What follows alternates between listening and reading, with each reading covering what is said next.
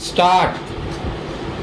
गेल्या 27 वर्षामध्ये आपल्या बरोबरच जे देश स्वतंत्र झाले त्या कोणत्याही देशापेक्षा भारताने सर्वच आघाड्यांवर आणि विशेषतः आर्थिक आघाडीवर समाधानकारक प्रगती केली आहे.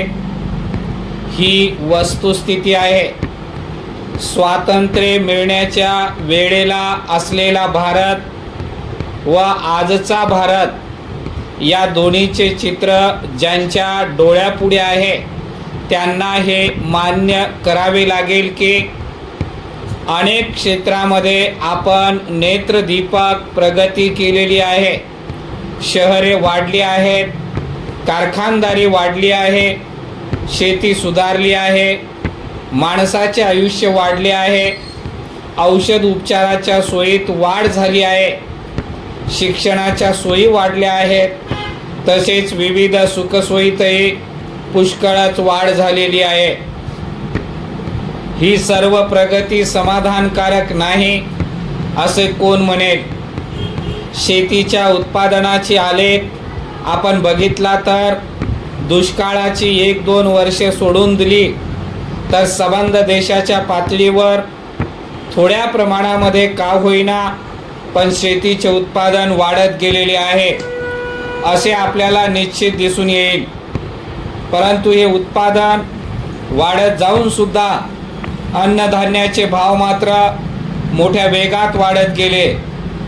उत्पादन वाढले असले तरी ते पुरेसे वाढलेले नाही व काही भागात दुष्काळ पडला म्हणून धान्याचा तुटवडा आहे असे जेव्हा सरकार लोकांना सांगते तेव्हा लोकांनी विचारले की धान्याचा तुटवडा आहे तर बाहेर धान्य कसे मिळते? याचे उत्तर असे आहे की जे धान्य आहे ते कमी आहे याबद्दल वाद नाही, परंतु शेतकरी विशेषतः श्रीमंत शेतकरी ज्यावेळी सरकारला पाहिजे त्या प्रमाणात धान्य घालत नाही त्यावेळी अगोदरच असलेली धान्याची तूट अधिक वाढते.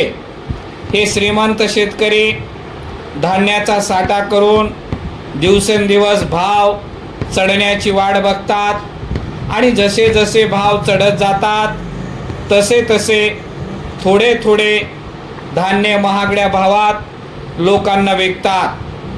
धान्य उत्पादन वाढवण्यासाठी व त्या मार्गाने धान्याच्या किमती खाली आणण्यासाठी आम्ही सहकारी चळवळीमार्फत लोकांना काही पैसा उपलब्ध करून दिला, पण तो पैसा प्रामुख्याने जो सधन शेतकरी वर्ग आहे त्यांच्या हातामध्ये गेला व त्यांनी त्या पैशाचा उपयोग स्वतःची साठवणीची शक्ती वाढविण्याकडे केला. याचा परिणाम धान्याचा तुटवडा व किमती आणखीन वाढण्यात झाला. म्हणून जो श्रीमंत शेतकऱ्यांचा वर्ग आहे ज्यांच्याकडे पुष्कळ पैसा साठलेला आहे व त्यांच्या जोरावर जो धान्याची साठेबाजी करीत आहे त्यांच्याजवळचा पैसा आणि धान्य काढून घेणे आपले पहिले काम असले पाहिजे.